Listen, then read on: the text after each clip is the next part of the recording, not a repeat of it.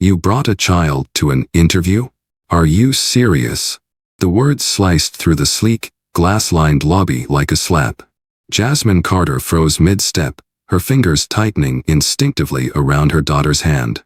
4-year-old Amira looked up with wide eyes, unaware of the cold judgment radiating from across the room. Vanessa Briggs stood tall in a tailored navy suit, her arms crossed, her smile tight and brittle. Around them, the reception area fell silent. Not a word, not a breath, just stares. Jasmine, in her thrifted white blouse and black slacks, stood out, not just because she was the only black woman in the room, but because she dared to show up with her child. I didn't have anyone to watch her, Jasmine said, her voice calm but edged with effort. I couldn't leave her alone. That's not our problem, Vanessa snapped. This is a corporate setting, not a community center. The judgment wasn't subtle. It never was.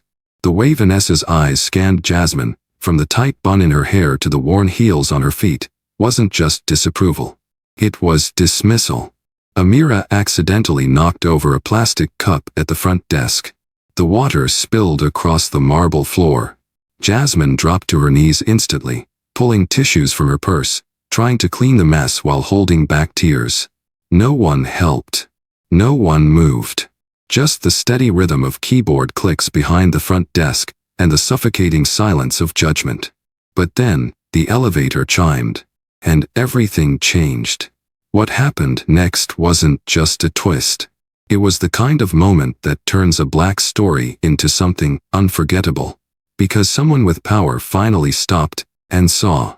If you've ever been judged before you had the chance to speak, if you've ever been underestimated just for walking into a room, this story is for you. Stay right here. Don't blink. And if this already feels too real, hit that hype button right now, because what you're about to witness is not just a comeback. It's a beginning. The elevator doors opened with a quiet chime. Out stepped a man in a charcoal gray suit, tall and composed, every movement efficient but unhurried. His presence shifted the energy in the lobby instantly. Even those pretending not to look, looked. Derek Langston. The name carried weight. CEO of Langston Corp., a rising star in sustainable healthcare, a man whose face had graced the covers of Forbes and Fast Company. But in this moment, he wasn't a magazine cover or a keynote speaker. He was just a man pausing mid-step, eyebrows gently furrowing as his eyes scanned the scene. A black woman crouched on the floor, wiping water from marble tile with a napkin. A small child stood beside her, silent now. A stiff-looking woman in a suit loomed nearby, arms crossed and fuming. Derek didn't ask anyone for context. He didn't need to. Instead, he stepped forward and spoke in a voice low but steady. "Miss, can I ask why you're here today?" Jasmine looked up slowly, still kneeling, her hands trembling just slightly. She stood, brushing her knees, and tucked a damp tissue into her purse. "My name is Jasmine Carter," she said. "I'm here for the client support position. 10 o'clock interview." Derek nodded once. "With Vanessa?"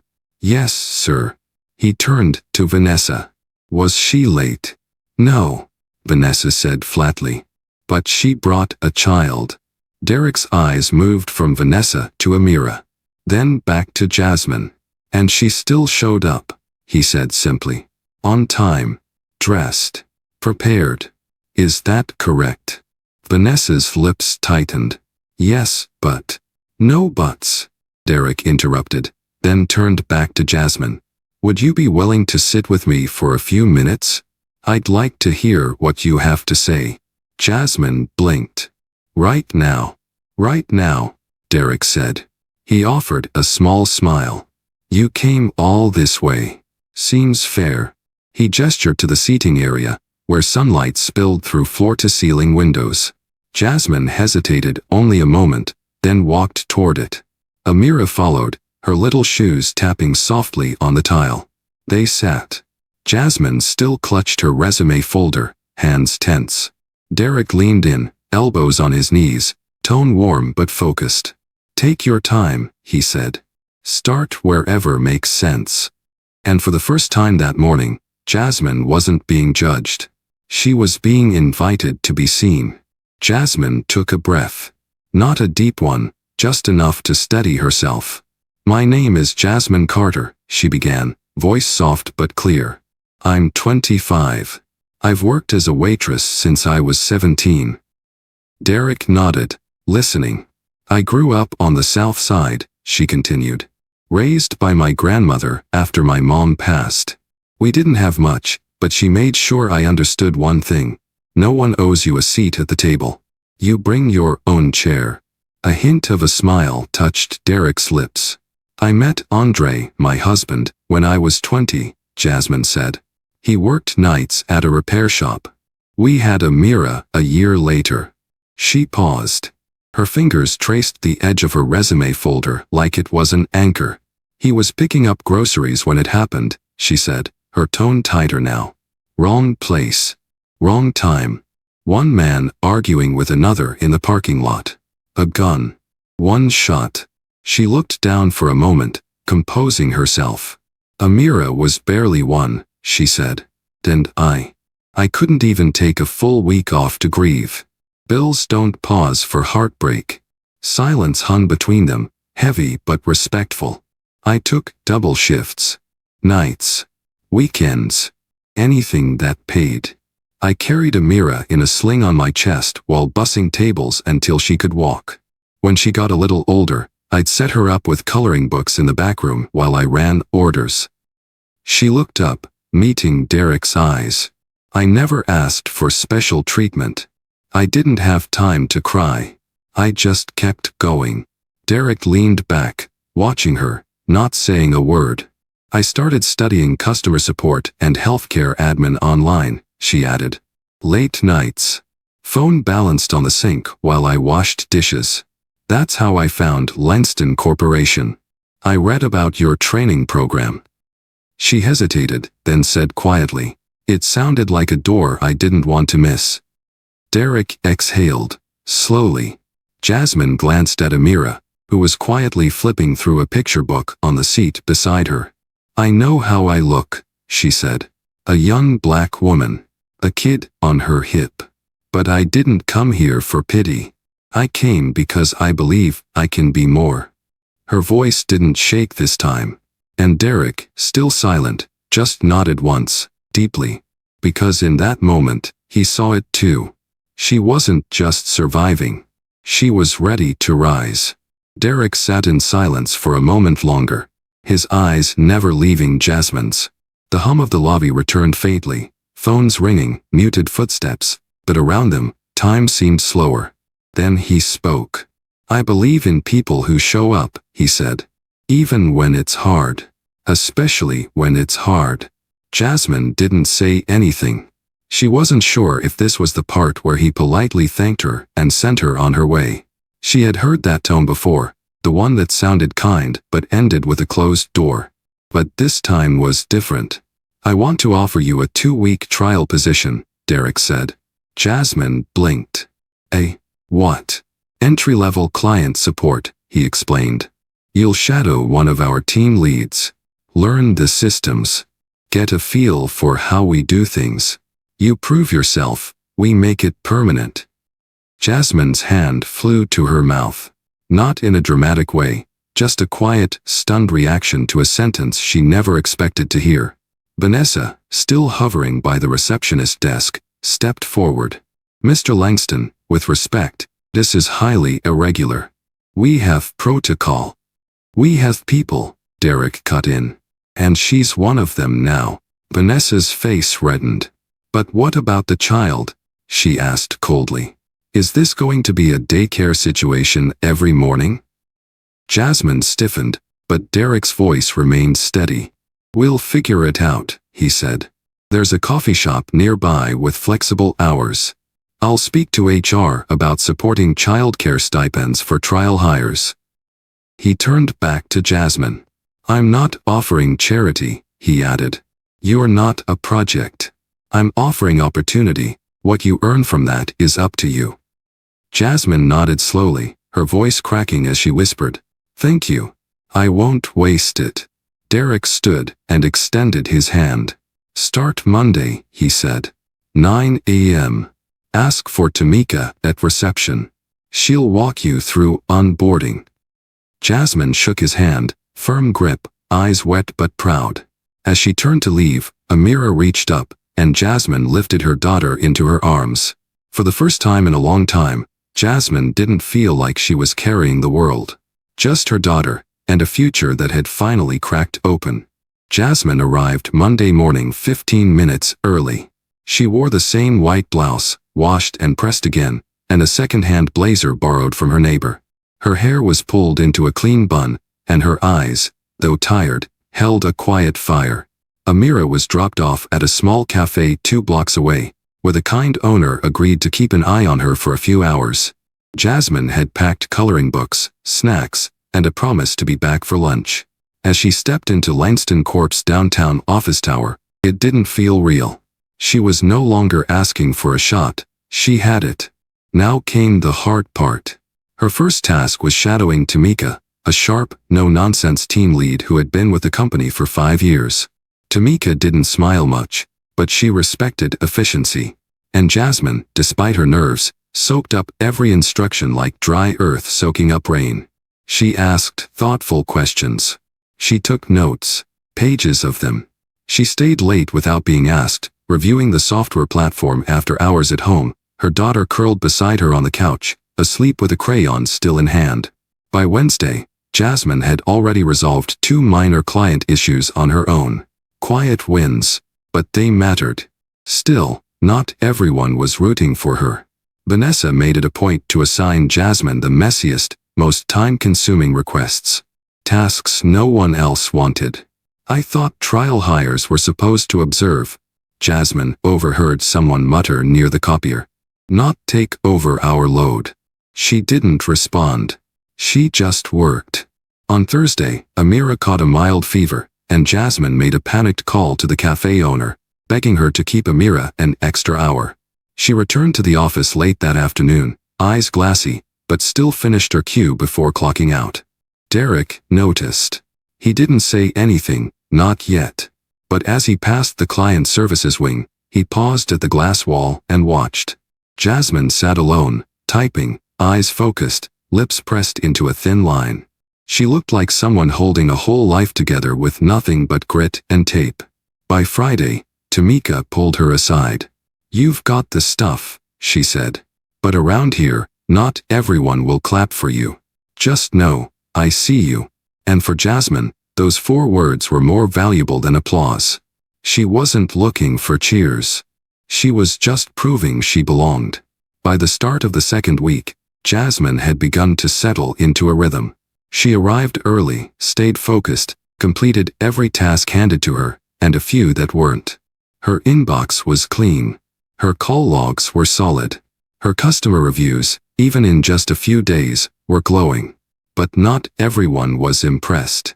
It started with whispers in the break room. Phrases wrapped in sugar but dipped in poison. "She's only here because the CEO likes a good sob story. She must have said the right thing at the right time. Let's see how long she lasts once the pity runs out." Jasmine heard them. Not directly, but enough. The air changed when she walked in, lighter for some, heavier for her. Then came the meeting. It was a regular team check-in. Nothing formal. Just 8 people gathered in the mid-size conference room, coffee cups steaming and laptops open. Tamika was out sick that day, so Vanessa led. And she made sure Jasmine felt it. "Let's talk about performance," Vanessa began, scanning the room with a practiced smile. "Most of you are meeting benchmarks, some exceeding. But let's not forget that professionalism isn't just about numbers." Her eyes landed on Jasmine. It's also about image, consistency, and understanding workplace expectations. There was no name mentioned, but everyone knew. Jasmine sat perfectly still, back straight, pen in hand. Her palms itched. "I've received concerns," Vanessa continued, "about certain behaviors. Leaving early. Bringing personal matters into workspaces. We all have lives, but this is still a professional environment." Jasmine raised her hand, carefully. I haven't left early, she said. I've always completed my tasks and stayed beyond my shift when needed. Vanessa nodded tightly. Perception matters too, Ms. Carter. That's all I'm saying. The meeting ended without resolution. Just silence, and a few stolen glances. Jasmine returned to her desk, fingers trembling as she logged back in. She wasn't angry, not yet. She was tired. Tired of defending her right to belong. That afternoon, Derek passed by again. This time, he didn't just keep walking. He stopped. You okay? He asked quietly. Jasmine hesitated, then nodded. Yes, sir. Just a long day. Derek looked at her, really looked, and saw something he couldn't ignore. You've earned tomorrow off, he said. Take it. No explanations needed. Jasmine blinked. I didn't mean to cause. You didn't, he said. But someone did. And just like that, the subtle attack had met something stronger, belief. Friday evening came quietly. The office lights dimmed floor by floor, the sound of keyboards faded, and by 6:45 p.m., only a handful of employees remained. Jasmine had taken her daughter home hours earlier, grateful for the unexpected day off. But Derek stayed late. He often did. That night, he sat alone in his corner office, skyline glittering behind him, sleeves rolled up, laptop open but untouched. He stared out at the city like it was asking him a question he still didn't know how to answer. Then he reached for something in the top drawer of his desk. A photograph, slightly worn at the corners. And girl. Maybe 7. Smiling big, with 2 front teeth missing and pigtails tied with purple ribbon. Her name had been Mia. His sister. She died when Derek was 12. They'd lived in a quiet neighborhood outside Baltimore. Not rich. Not poor. Just invisible. Mia had been sick. Nothing dramatic, just a persistent cough that turned into something worse. Pneumonia. Their mom had taken her to the local clinic 3 times. Each time, they sent her home. No insurance. No tests. Just cough syrup and prayers. She died in her sleep on a Wednesday night. Derek had found her. He never forgot how cold her hand felt. That moment carved something into him. Something deep and permanent. It wasn't just grief. It was fury. Fury at a system that treated some people like they mattered more than others. People who looked like him and Mia, half black, half forgotten, had to fight harder for the basics. It wasn't right. And he promised himself that night, he would never let anyone tell him his people didn't matter again. He built Langston Corp with that fire. A company focused on healthcare, customer care, and real access. But somewhere along the climb, the paperwork, the meetings, the investors, he had gotten distant from the ground floor. From people like Mia. From people like Jasmine. Until she showed up. Until she sat across from him, holding her daughter's hand, not begging for sympathy, but asking for a shot. And suddenly, all of it came rushing back. Mia's laugh. The cough. The silence after. Derek closed the photo and stood. He wasn't going to just run a company anymore. He was going to run it like Mia was still watching. And Jasmine? She wasn't just a trial hire anymore. She was a mirror. A reminder of why he started all this in the first place. It started with a single photo. Jasmine had been standing outside the cafe where she usually picked up Amira, laughing softly as Derek handed the little girl a muffin. Someone across the street had snapped it. At first, it was just a harmless picture. But then, it hit a gossip forum. The caption read, CEO spotted with new hire, and her kid? The comments came fast and sharp. Guess we know how she got that job. Langston's pet project. Wonder what she's really supporting. Another sob story cashing in. The thread spread across internal chat groups, Slack channels, and worse, anonymous email tips to HR. By Monday morning, Jasmine could feel it. The glances were colder. Conversations stopped when she entered a room. Her desk felt smaller. She told herself to ignore it, to keep working. But by noon, she got the message. Vanessa had summoned her to human resources. She arrived to find Vanessa already seated, perfectly poised in a cream blazer, legs crossed. Next to her was Alan from legal, quiet, unreadable. A folder sat on the table. Jasmine didn't need to open it to know what was inside. Photos of her and Derek at the cafe. Amira laughing. Derek leaning in to talk to her. The narrative was already written. "Miss Carter," Vanessa began, "all sugar and steel. We're here to discuss concerns about boundaries." Jasmine blinked. "What boundaries?" Alan chimed in. "We're not here to accuse you. But optics matter. When you're photographed repeatedly in close proximity to the CEO, especially outside of work, it creates questions." Jasmine felt heat rise in her chest. "I didn't do anything wrong," she said. "He offered to walk with me. We talked. That's all." Vanessa slid the folder across the table. "This is a voluntary resignation form," she said. "Sign it, and you leave without drama. No stain on your record." Jasmine stared at the paper. 2 months ago, she was bussing tables and praying for rent money. Now she was being forced out, not because she had failed, but because she had been seen. She looked up. "Can I have a moment?" she asked. Vanessa leaned back. "Take all the time you need." Jasmine reached for the pen, and that's when the door opened, and everything changed. The door opened, and Derek Langston stepped inside. No warning. No introduction. Just presence. He wasn't in a suit today. His sleeves were rolled up, his expression unreadable. He didn't look angry. He looked focused. Vanessa stiffened immediately. "Mr. Langston, this is a private HR session." "Then open it," he said calmly, eyes on Jasmine.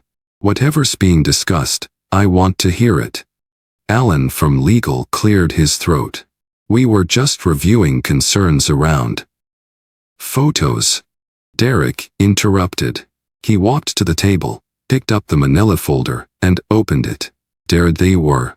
Images of Jasmine and Amira. Images of him, handing Amira a muffin. Smiling, laughing, being human.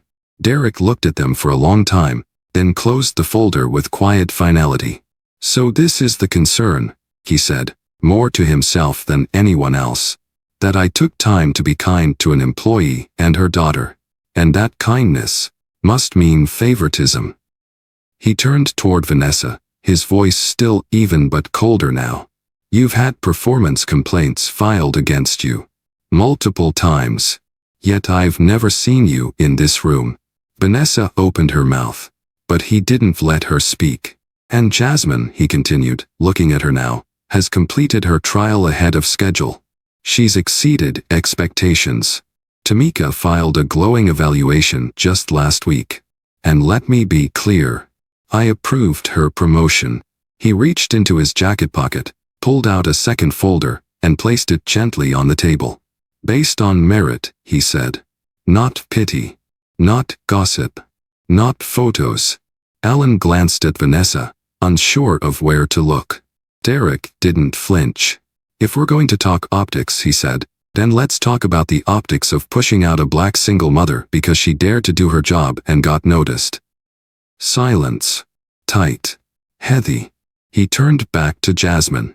"You don't need to sign that paper," he said softly.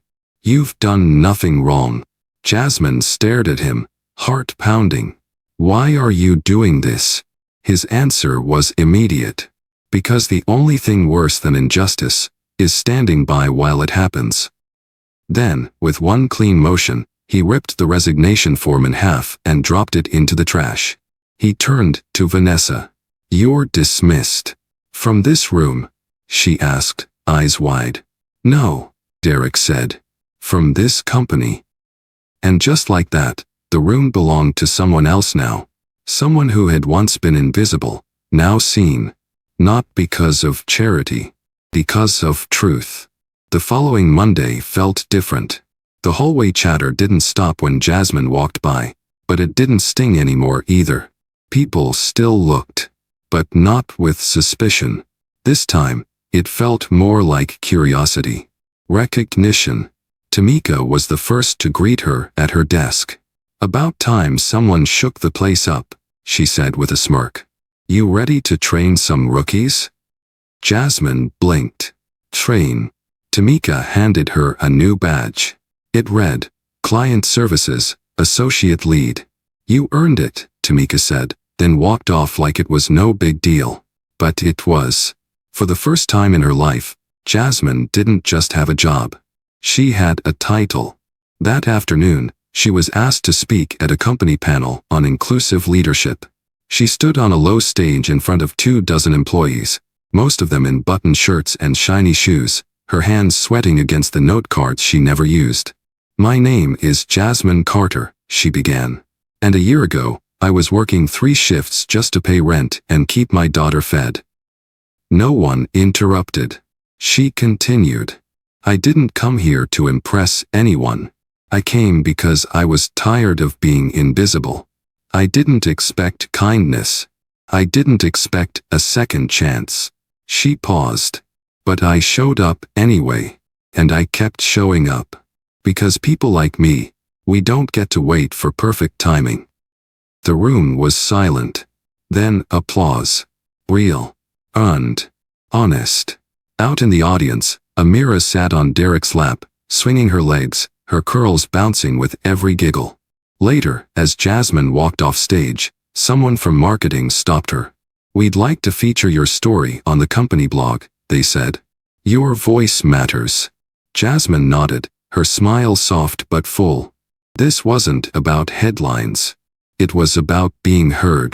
As the sun dipped low that evening, she and Amira walked to the bus stop like they always did.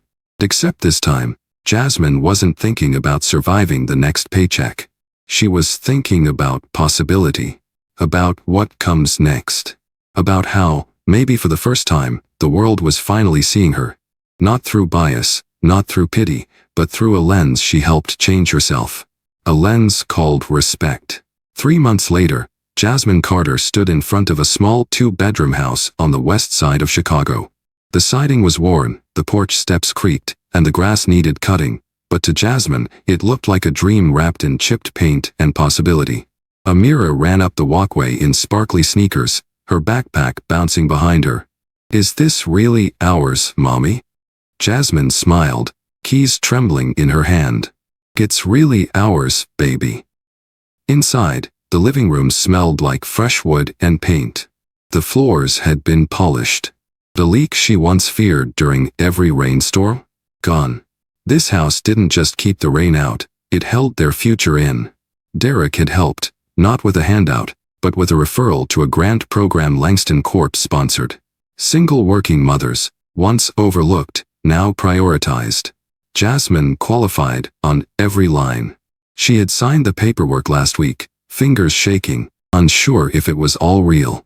Today, she wasn't signing leases for borrowed shelter. Today, she was signing permanence. They moved in with little more than a folding table, 2 plastic chairs, and a beat-up twin mattress.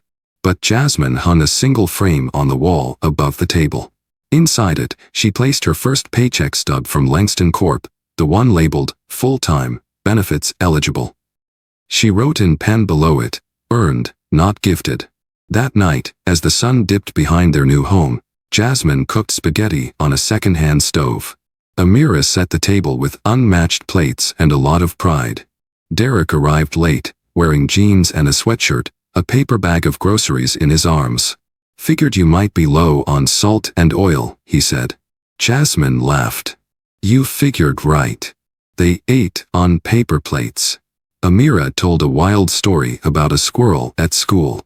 Jasmine leaned back in her chair, laughing for real, the kind of laugh that came from somewhere deep and safe. Later, when Amira fell asleep on the couch, Derek helped cover her with a blanket. Jasmine stood quietly at the kitchen sink, washing the dishes, warm water running over her fingers. Derek walked up behind her and handed her a dish towel. "You built this," he said softly. "This home. This peace." Jasmine looked at him, her voice steady. No. We did. And in that small, imperfect house, under a roof that didn't leak, something whole had finally taken root. A year after that first interview, Jasmine stood beneath the soft lights of Lanston Corp's main auditorium. She wasn't holding a resume anymore. She was holding a microphone. Her badge now read Director of Community Inclusion, a title that had once felt so far out of reach it might as well have been written in a different language. But now, it felt right. Worn in. Like a jacket earned after walking through 100 storms. Out in the front row, Amira sat with her legs crossed and a juice box in hand, smiling big. Derek sat beside her, still polished in a navy suit, but more relaxed than anyone had ever seen him. He wasn't looking at the crowd. He was watching the two people who had changed everything. Jasmine adjusted the mic and spoke slowly, not because she was nervous, but because her words deserved space. When people talk about success, she said, they often talk about who gave you a shot, who opened a door, or who believed in you. But I've learned that belief isn't enough if it's based on saving someone. She paused, eyes scanning the crowd. I didn't need to be rescued. I needed to be respected. A quiet wave moved through the room. When I walked into this building a year ago, carrying my daughter and my fear, all I asked was to be heard. To be seen not as a burden, but as a possibility. She smiled gently, voice softening. And the man who saw me that day didn't hand me anything. He listened. He understood. And he made space, not because he felt sorry, but because he knew I could fill it. The applause came slowly at first, then rose in volume, steady and sincere. Jasmine waited, then added, kindness is not weakness. And love, real love, does not arrive dressed as charity. It shows up quietly. It notices the small things. And it stays. She stepped away from the mic and walked back to her seat. Amira reached up and held her hand tight. Later, as they walked out into the fading light of evening, Derek leaned over and whispered, you know, you just rewrote the definition of power. Jasmine laughed. No. I just reminded them who's always had it. If this story touched something in you, if you've ever been overlooked, underestimated, or just needed someone to listen, then let this be your reminder. You matter. You're not invisible. And your story is not over. Hit the hype button. Share this video. And subscribe for more Black stories that honor strength, truth, and the power of showing up. Because love doesn't need a spotlight. It just needs room.